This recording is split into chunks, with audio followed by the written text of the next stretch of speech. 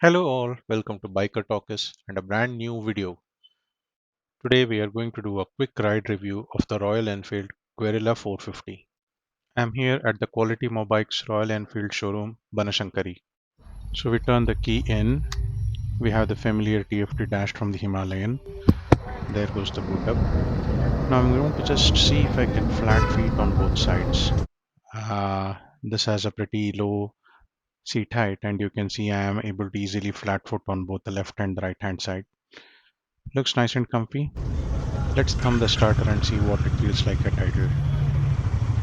There's a nice thrum at idle. It feels good, sounds good.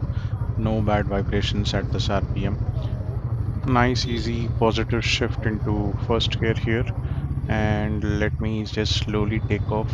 We gotta be a bit careful here. People are crazy at this junction. Okay, nice and easy. As I let the clutch go in first gear, there is that familiar low on torque feeling. It's very similar to the Himalayan. The bike doesn't start moving just as you let the clutch go, like with the older singles. You have to open the throttle a bit, but it's better as you go up into second and third and the RPM builds up. Coming back down into second, and let's see how we can load the engine here. 2000 rpm second gear, 20 kph, and the bike is struggling. It needs to pick up dust till around 3000 rpm, and yes, now it starts pulling. So there is again that lack of flow and torque characteristic of this engine. So staying in third, let's see what speeds are comfortable for the bike in third gear. Small bad patches of road damping is nice. Let's hold third gear and see what it can do through the next set of slow bits. Uh, Bike sounds good at these speeds, so coming down again into second gear, damping is good here. It's pretty nice, not too soft, not too firm. Back into third gear here, and let's see what lower speeds are comfortable. Again, dipping into the 20s below 3000 rpm, and the bike struggles a bit. Coming back up to 3000 rpm is where it's more comfortable. Again, it's not difficult to potter at low speeds, but it's not the most comfortable yet. As the revs build beyond 3000 rpm, that's where the bike really wants to perform. So the idea of trying to putter around in a higher gear at low speeds is not only to see if the engine is any more tractable than what we have seen on the Himalayan, but also practically speaking in traffic which is a bit denser. If you're the typical office going types and you find stop and go traffic, you're in the lower gears for most of the time, you probably will end up struggling a bit, having to slip the clutch in the first and second gears if you want to putter around at slower speeds. So now let's try to take a turn here, see if we can find an empty patch and see how it goes through the higher gears in higher RPMs. So you're going to have to work the clutch and the gearbox in the first and second gears at slower speeds. Talking about the brakes, already I can feel a very positive stopping prowess from these brakes. They are pretty good. They are progressive, they are sharp, they are not intimidating, and they give good confidence inspiring feel. It's quite evident even in the small braking zones that we have been through here. So let's try what it feels like to slip the clutch and slice through traffic here. Should give us a fair idea of the tractability of the engine a little bit more. Again, we're building up a little bit of speed here to see if the brakes feel positive. Yep, nice progressive feel as we come down to lower speeds. Let me try to go through this gap here.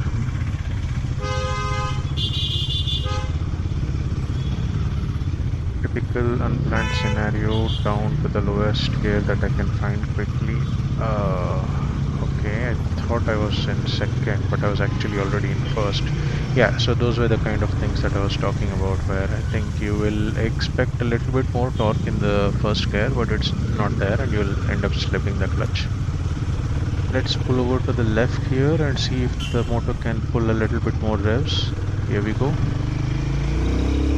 Nice. Yeah, that feels good. Yep. All the performance in this bike starts beyond 3500 rpm. It's really got a very strong mid-range punch. Feels a bit more than the Himalayan actually. And the brakes are good again. They feel good, bringing you to a stop. Somebody's had a fall on this bike. The right brake lever is already broken. Let's not risk going through this very small gap. Let's just wait and let's take a look around. The first impressions of fit and finish and quality levels are pretty good. The seating position offers a good view. The tank looks good. There's the E20 label, nice offset fuel tap. The tank looks and feels nice to hold actually, and you can generally get the feeling that it's nicely built, nicely made. The mirrors are standard. They feel well made. They're not the highway touring types, but they look good. They feel good. They do the job. uh, Looking down from the rider's position, it feels like a well-made bike. You feel nice and comfortable to sit on this. The handlebar position is great. It's relaxed posture, and the cockpit view is very simple but functional. The bar and weights feel good. The handlebar feels good to hold. Looks like everything is in the right place, easy to get. If you are a low-end torque person like me, or you're coming from the large 350 singles from Royal Enfield, you will find the first gear low-end torque really annoying. But you've got to learn to live with it. And I think I am very sensitive to that rolling torque not being available from the get-go. But that's just one of those annoying things. This bike has oodles of performance if you can just get past that small annoying thing.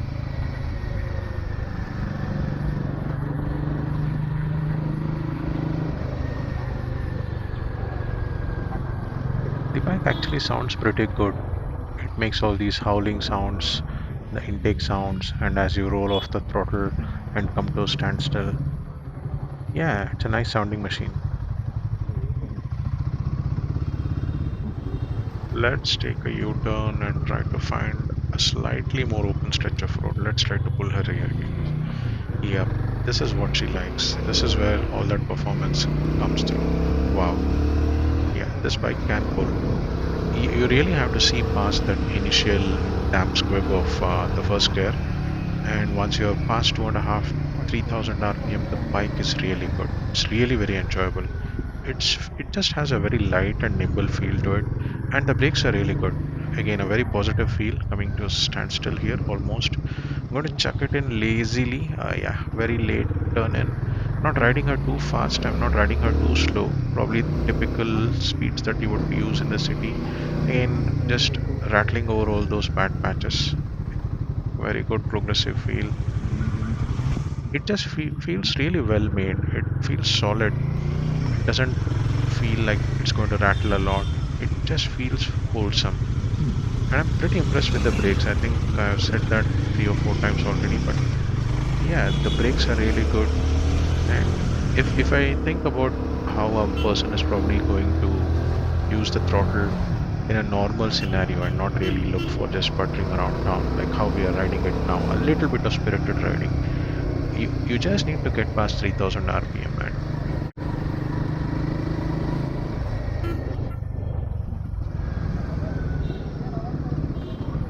Let's just turn around now and find a couple of last patches where we can try to open up the bike a little bit. Apologies for the excessive head shake in this video. I'm just trying to be extra cautious with the traffic around me, this being a brand new test bike. The bike is quick. You cannot take it for granted. You have to respect the throttle a bit. So let's turn left here and see again. Let's try to pull her a little bit.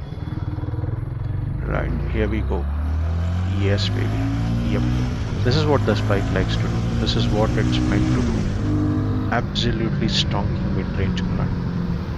Oh yes, she sounds awesome as well. And again, the brakes are really good. It's just overall very confidence-inspiring vehicle. Absolutely loud to ride it like this.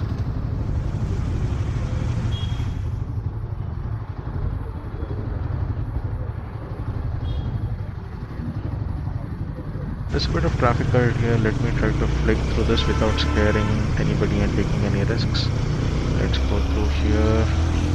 This is is not going to let me through. Okay, let's pull over to the right. The ether wants to stay ahead. No problem. Let's just give them some space. Yep, the bike is flickable. You can go from side to side, you can cut through traffic pretty easily. Did I tell you about the brakes already? Wow, really nice bike. Oh god, look at these guys. Each one of them is a moron. Anyway, back to what we were talking about. Overall, the bike feels really solid. It's really well put together. The moment you swing your leg over it, you feel that it is a well made product. It sounds good. It performs really well in the usable range for normal, everyday, daily usage.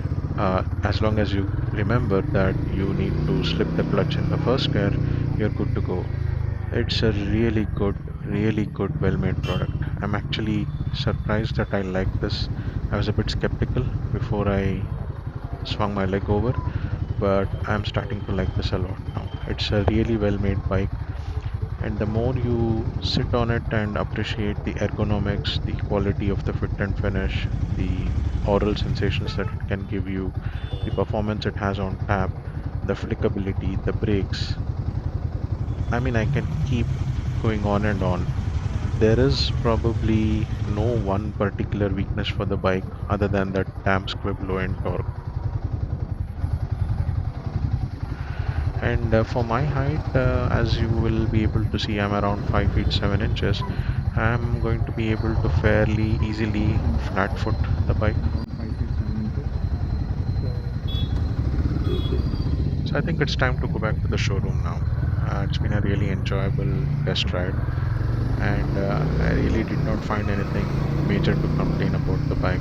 And let me just try to go over these speed bumps at slightly higher speeds. Uh, I think the suspension and damping is really almost spot on. I don't think 95% of the people who use it for the city rides, highway rides, I think the normal people will definitely not find anything to complain about this.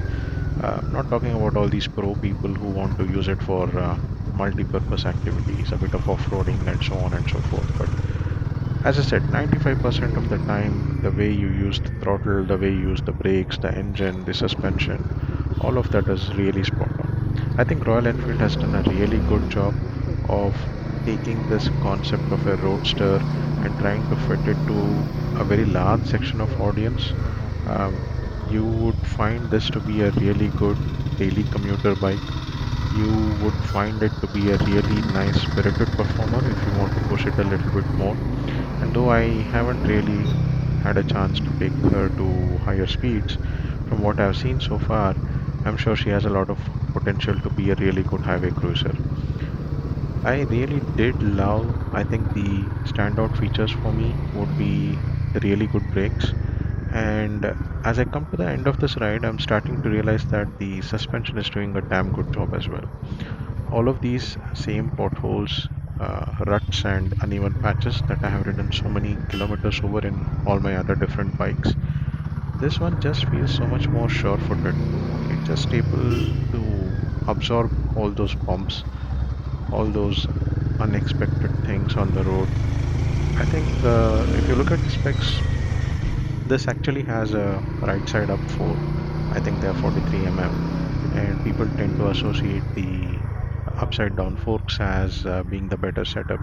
But I think you've seen on the Hero Maverick compared to the Harley, and again compared to the Himalayan, this bike, they are conventional setups, but the tuning on these bikes on the suspension is really good.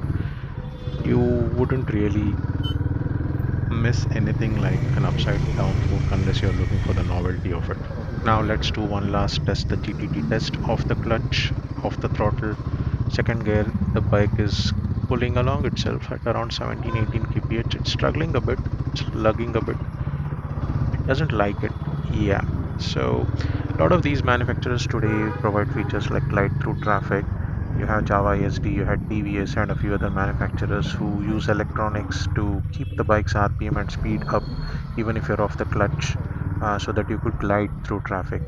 It has never worked well for me on any of these bikes. I really don't like that GTT, so-called GTT effect, and it is not there on this bike to such an extent, which is a good thing.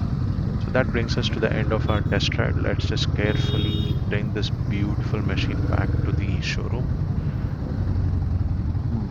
There we go. I hope you enjoyed this ride review. I thoroughly enjoyed taking this beauty for a quick spin.